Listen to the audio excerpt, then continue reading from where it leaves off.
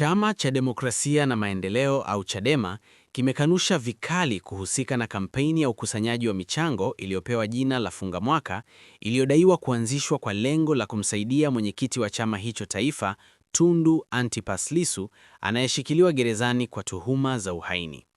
Akizungumza leo Januari 29, 2026 katika mahojiano maalum na Jambo TV, mkuu wa idara ya habari wa Chadema, Gervas Lienda, amesema chama hakikuratibu wala kusimamia kampeni hiyo kwa namna yoyote na hivyo hakihusiki na madai ya upotevu wa fedha zilizokusanywa. Lienda amesema Chadema kimekuwa kikifuatilia kwa karibu sakata hilo kupitia taarifa rasmi za jeshi la polisi na kwamba chama kiko katika hatua za mwisho kuandaa tamko rasmi kwa umma kufuatia kukamatwa kwa mwanachama mmoja mkoani Arusha anayetuhumiwa kuhusika na sakata hilo.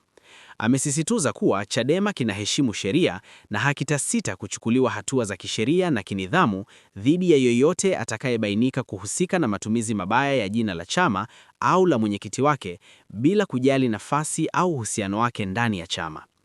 Kwa mujibu wa jeshi la polisi mkoa wa Arusha, kupitia kamanda wa polisi Justin Masejo, mtuhumiwa Frederick Mbwambo alikamatwa Januari 27, 2026 kufuatia malalamiko yaliyowasilishwa na Alute Mugwai, ndugu wa Tundu Lissu. Malalamiko hayo yalitokana na kubainika kuwa fedha zilizokuwa zikichangwa na wananchi kupitia namba 2 za simu hazikufika kwenye lengo lililokusudiwa. Uchunguzi wa awali wa polisi umebaini kuwa fedha hizo zilikuwa zikihamishiwa kwenye namba nyingine 2 za simu, moja ikiwa ya ndani ya nchi na nyingine ikihusishwa na kampuni ya mawasiliano kutoka nchi jirani.